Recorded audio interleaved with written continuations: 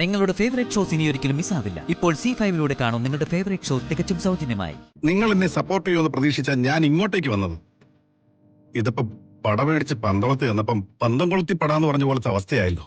ഗിരി, നിന്നെ ഞങ്ങൾ കുറ്റപ്പെടുത്തിയതല്ല. കാര്യങ്ങളുടെ ഗൗരവം നിന്നെ ഒന്ന് ബോധ്യപ്പെടുത്തിയതേ ഉള്ളൂ. തെറ്റ് പറ്റുന്നതൊക്കെ മനുഷ്യ സഹജാണ് ഗിരി.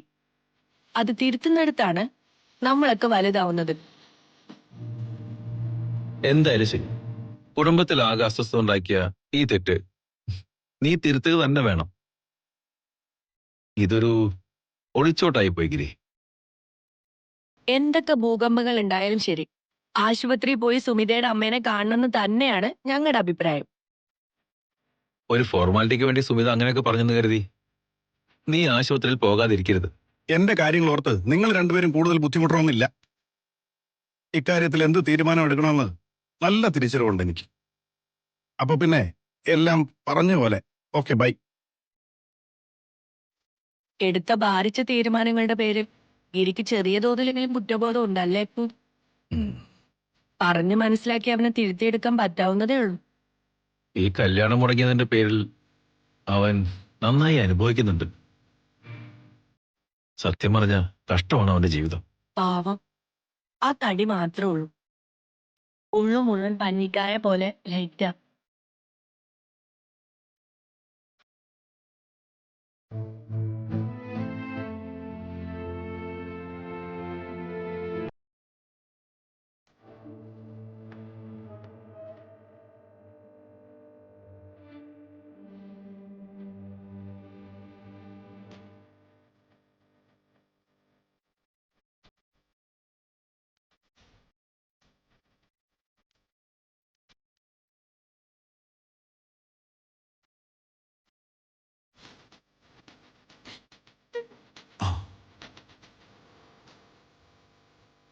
എന്തിനാ ഇങ്ങോട്ട് വന്നേ? എന്റെ അമ്മ ചത്തോ ഇല്ലെന്ന് അറിയാൻ വേണ്ടിയാണോ? ഇത്രയും വലിയൊരു ദ്രോഹം കാട്ടിക്കൂട്ടിയിട്ട് ഇവിടെ വന്ന് ഇങ്ങനെ തടി പോലെ നിൽക്കാൻ നിങ്ങൾക്ക് എങ്ങനെ കഴിയുന്നു? ശ്രീനിഷ, ഞാൻ മതി. ഇന്നുവരെ ഞങ്ങളുടെയൊക്കെ മനസ്സിലെ നിങ്ങൾക്കൊരു സ്ഥാനവും ബഹുമാനവും ഒക്കെ ഉണ്ടായിരുന്നു. പക്ഷെ അതൊന്നും ഇനി കിട്ടുമെന്ന് പ്രതീക്ഷിക്കണ്ട. അത്രയും വലിയൊരു അന്യായോ നിങ്ങൾ എന്റെ കുടുംബത്തോട് ചെയ്തു. ന്യായവും അന്യായവും ചെയ്യാൻ ഇതല്ലല്ലോ ശ്രീനിഷ അവസരം. ഞാൻ വന്നത് അമ്മയ്ക്ക് എങ്ങനെയുണ്ടെന്ന്. മതിയാക്കാനല്ല ഞാൻ പറഞ്ഞേ.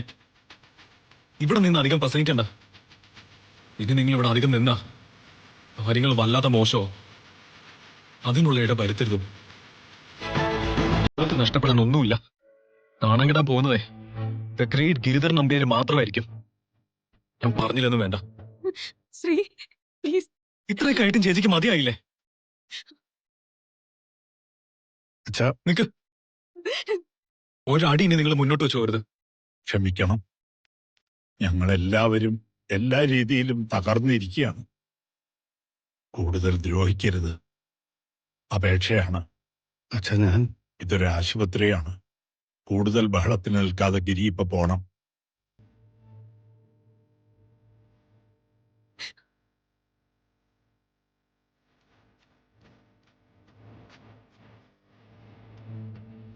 ഡൗൺലോഡ് ചെയ്യൂ C5 ആപ്പ്. കാണൂ എല്ലാ എപ്പിസോഡുകളും സൗജന്യമായി.